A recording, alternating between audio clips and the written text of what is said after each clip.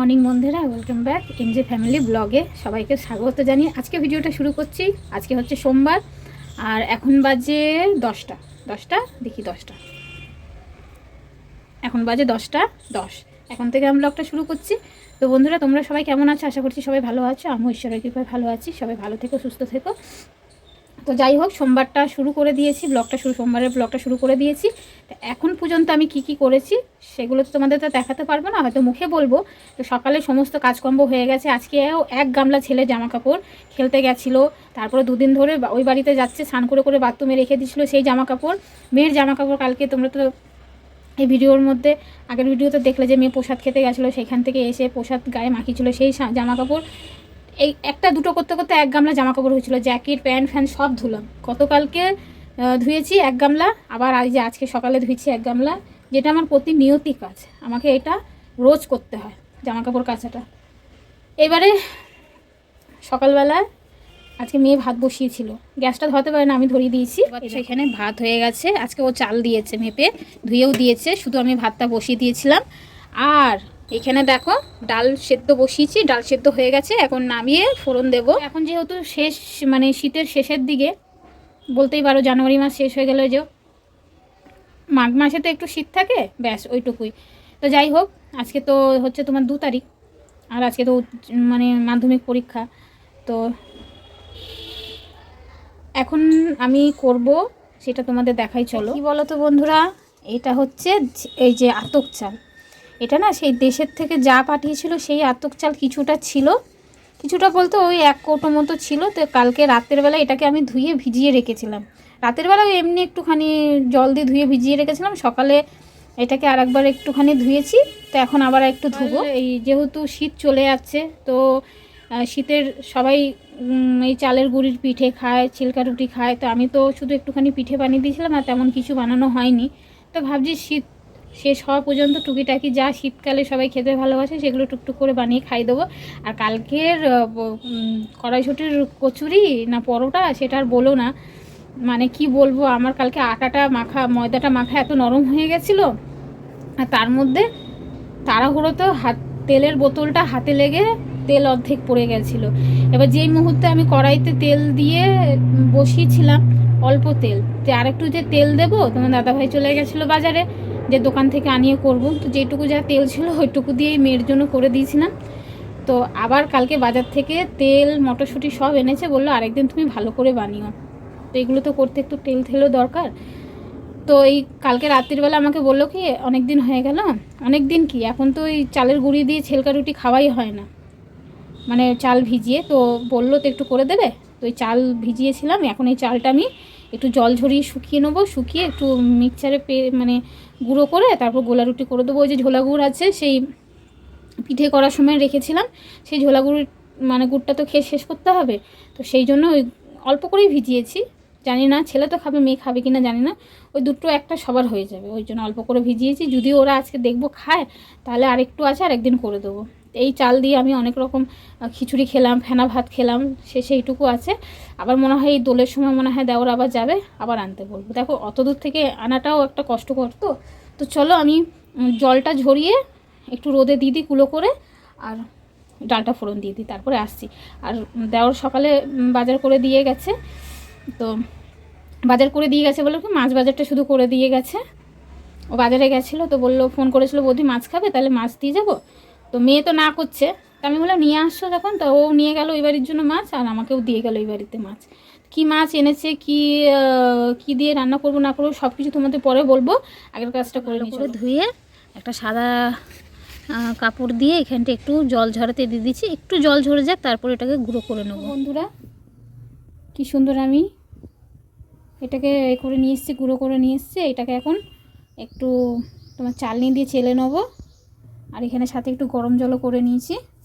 তো চলো এটা চালনি দিয়ে ছেঁকে একটু রেডি করে। বন্ধুরা, এই দেখো চালের গুঁড়িটা চেলে নিয়েছি, আর এর মধ্যে একটু সামান্য লবণ দিয়ে নিয়েছি। আর এই যে গরম জলটা করেছিলাম, এই গরম জল দিয়ে একটু আস্তে আস্তে করে একটু গুলিয়ে নেব।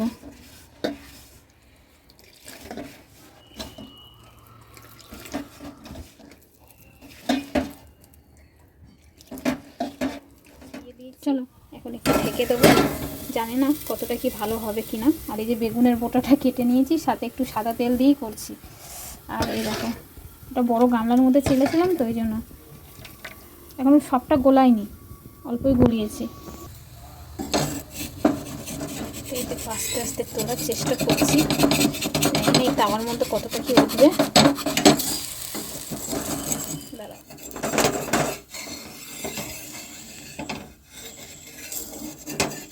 অবশেষে উঠলো, এই যে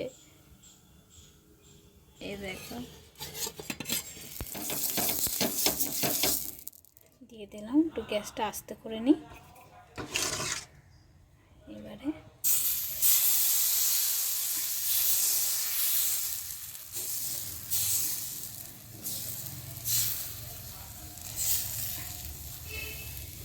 ঢেকে দেবো।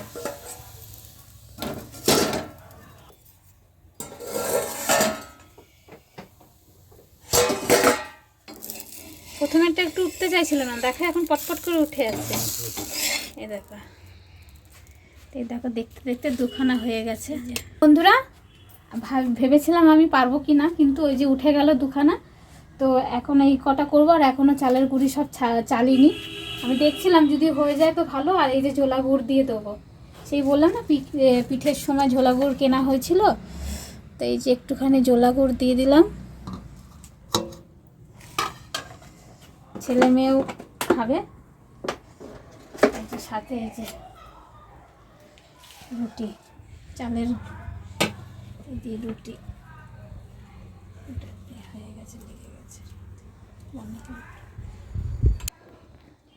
এই দেখো চালের গুঁড়ির রুটি আর ঝোলা গুড়। আলু ভাজাও করেছি, কিন্তু গুড় দিয়ে চাইলো। তো চলো এক এক করে করতে থাকি আর ছেলে মেয়েদের দিতে থাকি। চলো, এই দেখো কেমন হয়েছে একটু বলো। এই যে হচ্ছে, আর এই যে এখানে করে রেখেছি, এই দেখো।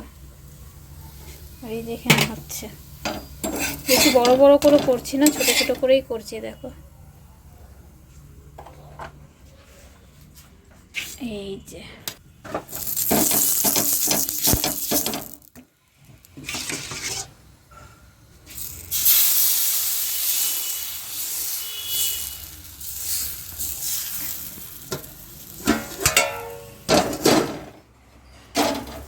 এই যে মেয়ে চলে এসছে, মেয়েকে এখন খেতে দেবো।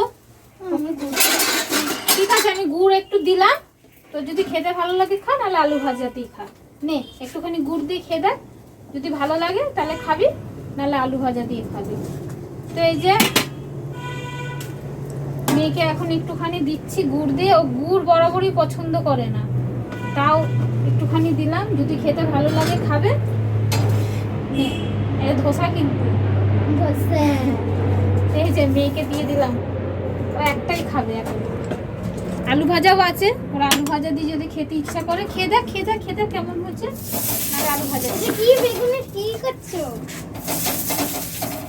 খেয়ে দেখ, খেয়ে দেখ, খেয়ে দেখ, এখানে খেয়ে দেখ, যদি ভালো লাগে আলু ভাজা এই গুড় দিয়ে।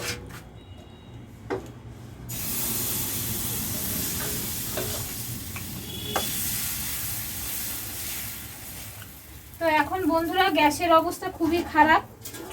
এখন যেহেতু তাড়াহুড়ো করে টিফিনটা বানিয়ে দিয়েছি, আর এই যে একটুখানি এত বড় গামলার মধ্যে গুড়িয়েছি। ভালো লাগে ঘুরতে? হ্যাঁ ঘুরতে ভালো লাগছে? গরম খাওয়াই দাও। কোথায় করো?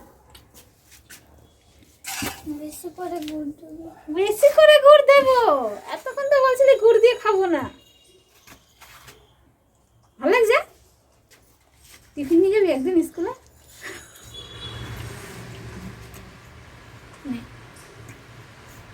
প্যানকেক, প্যানকেক একটা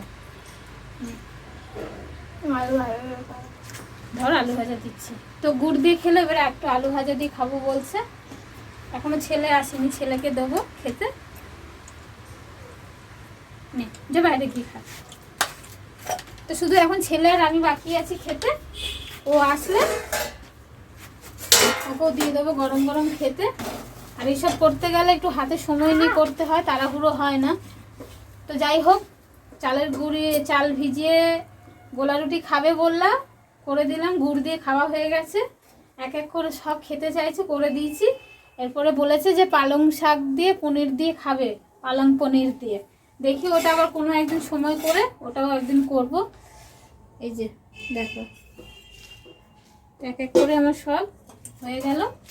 আমি আগেই বললাম যে আমি বেশি করে করছি না, অল্প করেই করছি ওদের খাওয়ার মতো।